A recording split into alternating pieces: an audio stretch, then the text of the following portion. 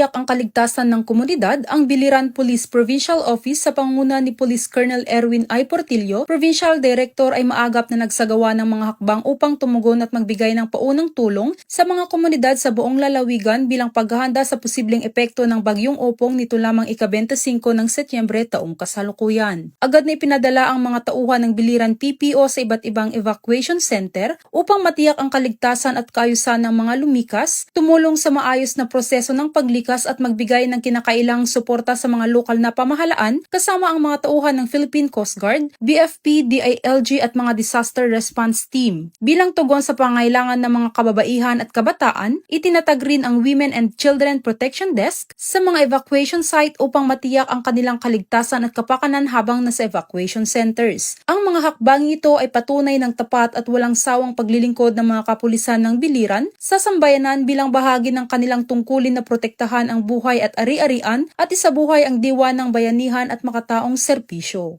Mula dito sa Eastern Visayas, ako ang inyong PNN correspondent, Patrolwoman Camberley Flores, alagad ng batas, tagataguyod ng Balitang Pulis.